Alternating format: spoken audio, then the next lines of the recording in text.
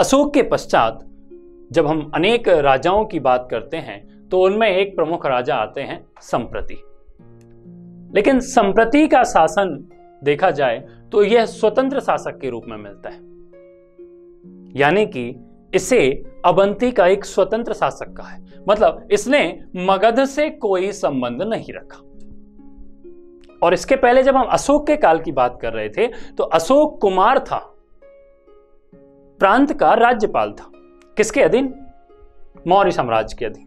लेकिन संप्रति की जब हम बात करते हैं तो यह स्वतंत्र शासक के रूप में आते हैं। तो स्वतंत्र शासक और मौर्य साम्राज्य के अधीन शासकों के मध्य में यदि हम अशोक के पुत्र और पुत्रियों की चर्चा करते हैं तो हम ये देखते हैं कि अशोक के जो पुत्र हैं उनमें से किसने अशोक के अधीन रहते हुए, जब अशोक मगध की राजगद्दी पर बैठा हुआ था, मगध का सम्राट बना हुआ था, तो हमारे उज्जैन में कौन था शासक?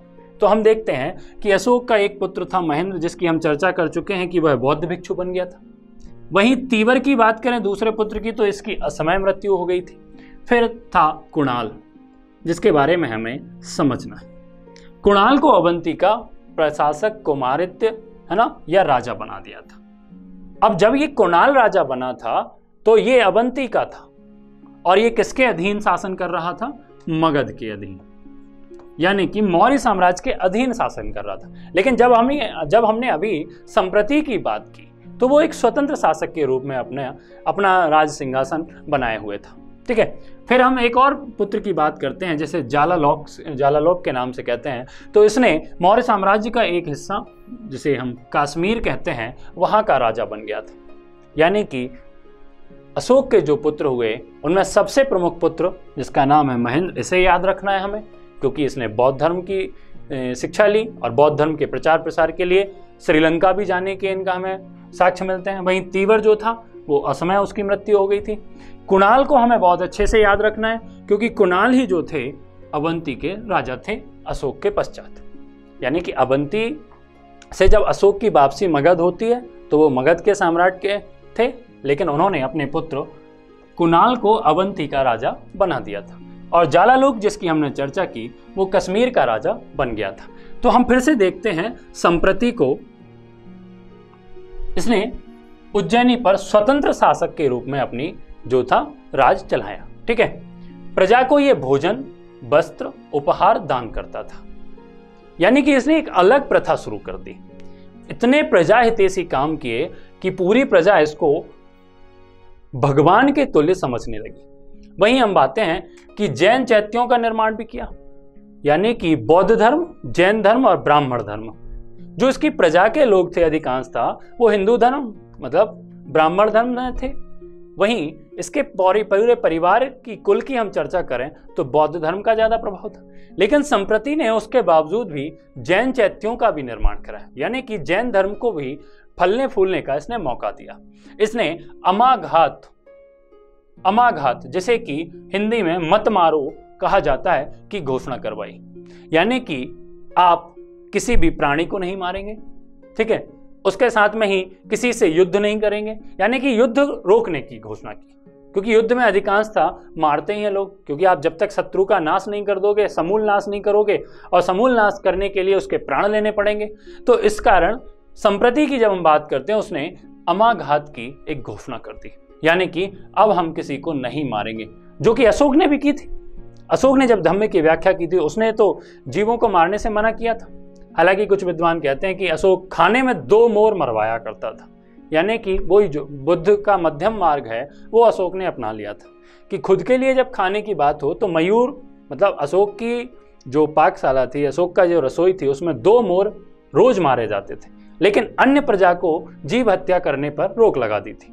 वहीं संप्रति की बात करते हैं तो इसने भी है ना अमाघात या मत मारो की घोषणा की थी। इसके पश्चात की हम बात करें मौर्य वंश की तो धीरे धीरे जब एक केंद्रीय नेतृत्व के बाद धीरे धीरे स्वतंत्रता आने लगती है साम्राज्यों में, तो हम देखते हैं कि वह धीरे धीरे सत्ता के उत्तराधिकार में उस वंश का समूल पतन हो जाता है। और वही स्थिति देखने को मिलती है मौर्य साम्राज्य में, कि मौर्य साम्राज्य अपने अंतिम दिनों में अंतर कलह से ही धीरे धीरे पतित होने लगा। संप्रति के बाद हम बात करें कि और जो अन्य राजा थे उनमें दशरथ का नाम देखने को मिलता है। दशरथ के बाद शशिसुख, फिर देशव वर्मन के बाद सतनाम के राजा ने राज किया, और मौर्य साम्राज्य के जो अंतिम शासक थे बृहदत्त का जब शासन चल रहा था तब तक बौद्ध धर्म ने अपने पैर पसार लिए थे।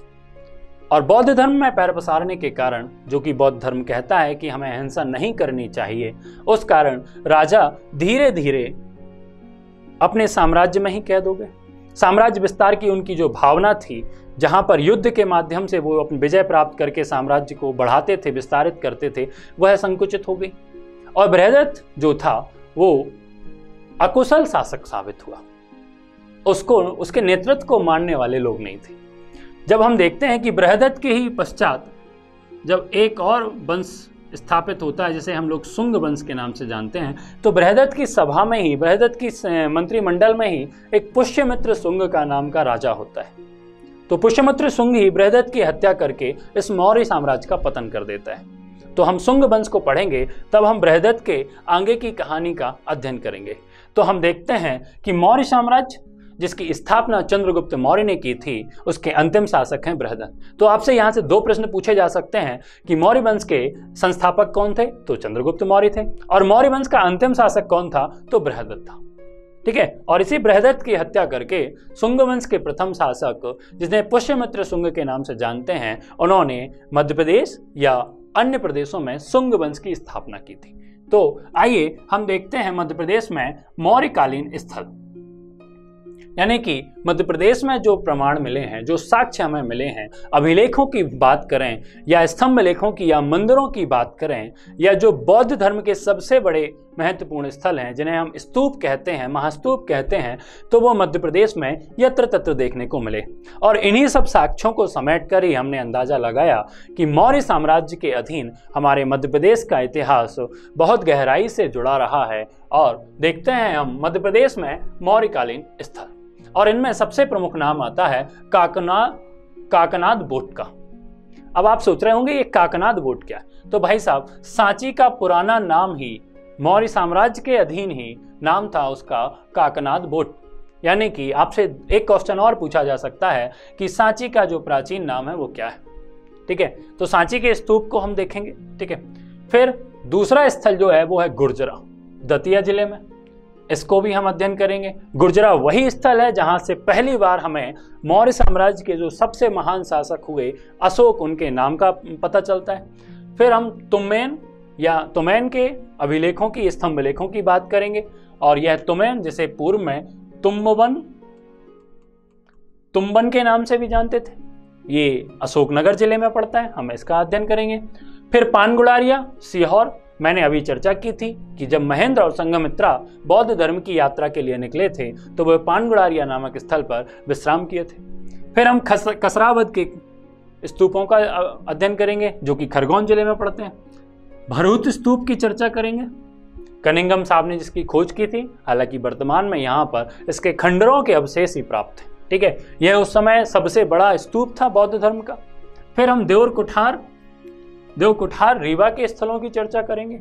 एक स्थान और आता है रूपनाथ का अभिलेख, है ना, जहां पर अशोक के धम्म दर्शन की व्याख्या की गई है, अशोक की यात्रा का वर्णन भी मिलता है। तो रूपनाथ का अभिलेख जो कि जबलपुर जिले में पड़ता है, लेकिन जबलपुर जिले के बाद जब 1998 में कटनी जिला बना तो वर्तमान में रूपनाथ का अभिलेख कटनी जिले में चला गया। वैश्य टेकरी की हम चर्चा करेंगे, जो कि उज्जैन में, मैंने अभी चर्चा की थी कि अशोक की जो पत्नी थी वैश्य धर्म से आती, वैश्य जाति से आती थी। ठीक है, श्रीदेवी या कुमारा देवी, और उनका जो निवास स्थान था वो उज्जैन रहा। तो उज्जैन में ही उन्हीं की अनुशंसा पर एक स्तूप का निर्माण कराया गया था, जिसे वैश्य टेकरी के नाम से हम जानते हैं।